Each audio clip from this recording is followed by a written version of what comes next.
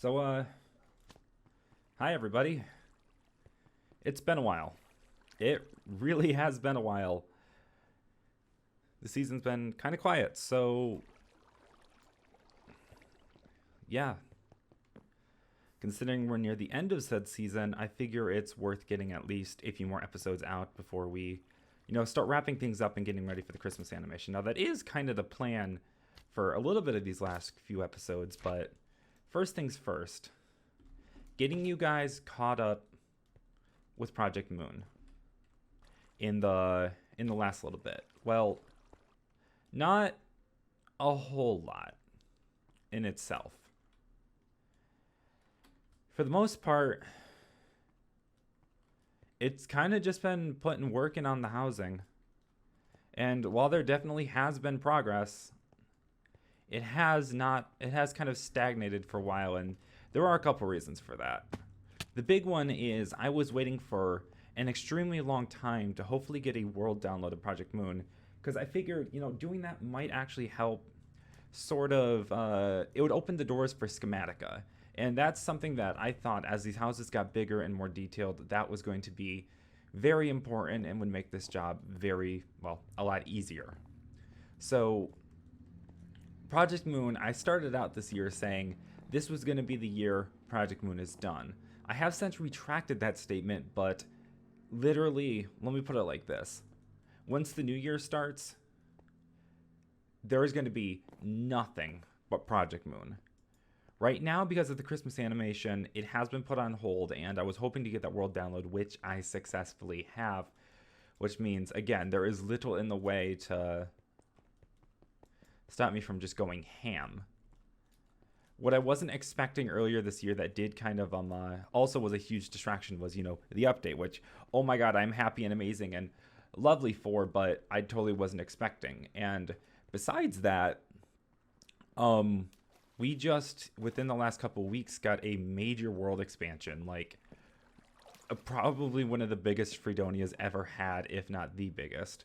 And so there's been a lot of, grabbing new land, setting up new projects and all that. So I have been working on a few other things, which I will be showing off in a separate video. But what exactly is what's kind of going on here? So by the way, I did have to factory reset my computer at one point, so this is my new minimap mod, and it's a lot better because I can zoom way out. This is like Spawn the Nexuses, you can see a lot more.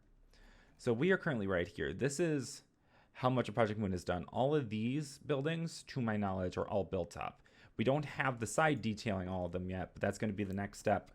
And then the roofs, and then, of course, doing these one specific building at a time. So there isn't a whole lot new to show off on Project Moon itself. From some of the early episodes, we're still doing the work down in the vault and all that. But there is one thing I can show off. So kind of just returning to the archipelago. It is exciting. It is actually very refreshing being here. It really has been a while. And I never get sick of all these trees, this architecture. This was a huge endeavor, and I think it turned out really well.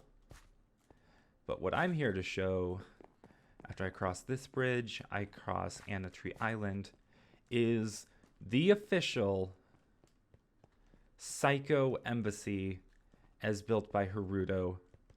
And it is perfect. It doesn't gel too much with the art style, and it works very well with Psycho's design, which are, if you didn't know, our neighbors just down here to the south. This is Psycho. So that's kind of we're finally getting places with the Embassy Isles. Now there are still a lot of spots open for those who want to build here. I think somebody, plot owned by True Gamer and the Coalition, they haven't worked here, I guess. They haven't continued work here, but anybody who does want an embassy here, Project Moon will be open for business within the next year, guaranteed. So now's the time. So some of you might notice something.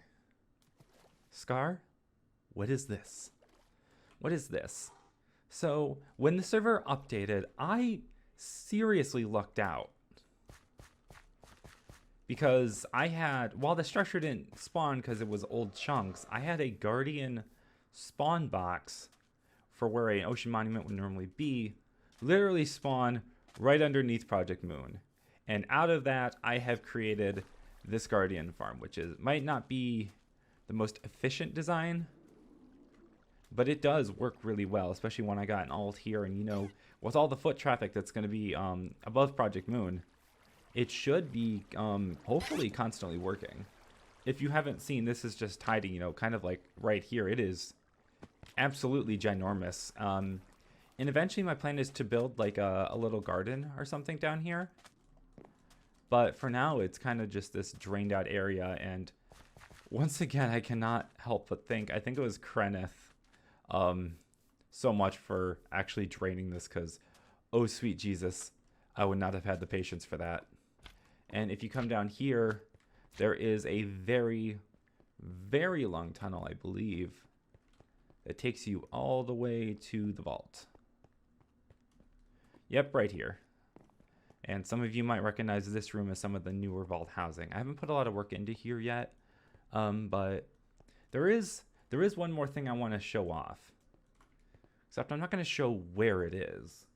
This is kind of my little exciting bit for my little tease for what's going to be going on next year, because there are big plans with Moon itself next year. And if you haven't noticed, this is supposed to be a little tiny moon icon. And welcome, guys, to the final resting ground of Queen Luna. And there does appear to be some mobs in here, so I'm going to be careful. This is the final resting spot of the original Queen Luna that ruled over Project Moon way back in the day. There is an entire storyline being put together, or that pretty much has been put together, a trilogy of sorts for this legend of Project Moon that I'm going to be animating possibly over the next 3 years. My goal is to be gonna do the first part of it next year, I mean, after I finish building Project Moon. And if it's successful and if I have time in my life, I will work on the second chapter and then the third chapter. But if nothing else, I will have a very, very cool one standalone little story for Project Moon. And this is going to be very interesting because it's going to be quite dark for the content I normally produce on this channel. And it's going to be fun doing something that's, I mean, not Christmas related for the first time. Now, I love the Christmas animations. That's still coming this year. But it's going to be a change of pace because I haven't done something, you know, action-y or any of that in years, literally years. And it's going to be exciting to return to that. So that is going to kind of phase me into the final part of this episode, which is kind of like, what is the future of the Moon season? And what is the future of content for Freedonia being released next year? So I started the Moon season with the idea of this is going to be the season where we finish Project Moon. And because of that, because of the fact it's not done, and just because of how I want to do next year, I am not going to be ending the Moon season this year. It is going to, next year's season is going to continue season 3, I think it is, or is it season 4? Season 4, it's not ending at the end of this year. So the goal is going to be, you know, finish Project Moon still. I might have an exploring or event episode here and there. Like I'm going to have one more coming up that I have to film later today. But as far as that goes, yeah, that's really it right now. Next year is going to be completely focused on finishing Project Moon. I'll be doing regular, maybe not weekly, but regular episodes on that. And then it's all gonna culminate in the mega animation I'm planning to hopefully get done and released probably next summer. I know it's gonna take a while. It's gonna take more work than the Christmas animation usually does. But That's why I want to give myself all that time. And it's not like I'm usually doing a whole lot outside of Freedonia content itself and, my other channel. So Freedonia content might take a bit of a backseat as far as episodes go when it comes to working on the animation. Although if it does come to that, I will try to make live streams of working on the animation, because I know this is going to be a very big project. Probably my biggest project in a very long time. Definitely bigger than the Christmas animations. So I am very excited, and there's a lot on the horizon. Expect a little sort of teaser short coming out in October. That's going to be that's going to kind of set the mood and the tone and lay the foundation for what's coming next year. And then, of course, after that, we got the Christmas animation. So anyway, guys, that's going to be it for this episode. A few more on the way. Specifically one that's going to be, kind of looking over all the additions I've made to Winterthorn and what are the plans for the Christmas animations going forward, because we just finished a full arc. Like every 5 years is going to be like an arc for Merry Christmas Freedonia for as long as I'm keeping it up. And I did that. I had our big finale last year, which was, kind of the culmination of everything leading up to it. And it's time to start a new chapter with new characters, a new story, but the same old Winterthorn. And I'm really excited for this year's. If you haven't seen the two characters, or actually no, only one of the characters was teased at the end of last year's Christmas animation as a little outro. And my boy is coming back, and it's going to be a really interesting story. And I'm actually really excited to show you guys all the unique stuff I've added to Winterthorn, including retroactively building some of the old sets that never really were buildings in Winterthorn, and, making actual buildings out of them. So I'm kind of being able to canonize these old locations that weren't actually findable in Winterthorn because they simply didn't exist. But anyway, guys, that's going to be the end for this video. I hope you enjoyed. Stay tuned for more content coming out all weekend long. It's been Scar and Skidookus. Actually, I lied. There's one more thing I have to show you. There is still some work I have to do on the outside as far as extending the ocean, but dun dun dun dun dun dun dun dun dun dun dun dun dun. Welcome to the world download of Project Moon, and you are about to see how much sheer glass there is. Project Moon has so much glass above it. But my dudes, it exists. And I think for the first time ever, you can actually kind of get an idea of how big this is, because it is impossible to load the entire thing on Freedonia because it had a world chunk limit of 6, I believe. So this is just Neighbor Luna. If I fly way over here, you can see the archipelago. I'm going to turn down my FOV so it doesn't look so ridiculous. But I mean, guys, look at this. This is amazing. Got the old statue. We got the hub island. This is dope. Like, this is really dope. And it's going to help me finish the rest of Project Moon while also being able to serve as a set for said future animations. And I'm going to tell you, Project Moon is so much bigger than Winterthorn. Like, oh my god, it's so much bigger. So getting this together was a huge pain in the ass. And getting it into Blender and rendering anything out on the entire set in Blender is even more of a pain in the ass. So as you can tell, there are some glitches I've had to fix.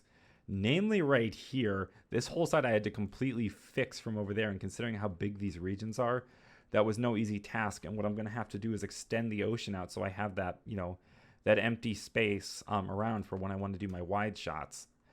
I'm going to have to, more than ever, now really focus on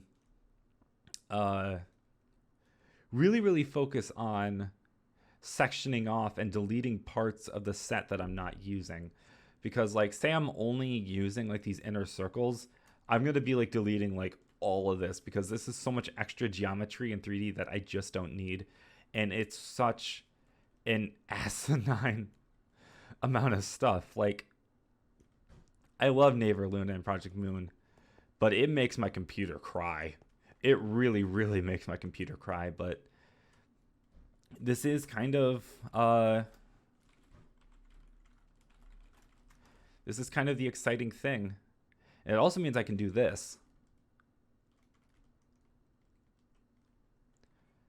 Or I can actually show off, kind of like an underground map sort of Project Moon. Like, this is the vault. Oh, this is all the silly thing. I've gone through all of this, so I'm not too worried about showing it off. I've been through this entire system, but it lets you know just how cool the vault actually is. In fact, I'm hoping to actually build an underground map at some point. I don't know if I can use my minimap mod for that, even if it's a single player world. I don't know how the staff will like that. I have to ask, but I now have it. And the exciting thing is this is also a failsafe. So don't know if I should be saying this, but let me put it like this. If Freedonia ever for some reason goes belly under and they never put up a world download, Project Moon will be there for you guys and there for me. I will put it up available, and that is a very unlikely scenario, especially in the near future, given how successful the server has been. Especially how successful the server has been after a period of being very unsuccessful. But it's just there in the future in case it comes to that. So that is everything for this video, guys. I already did my little outro before, so I'm just gonna kind of slowly peace out. Have a good one.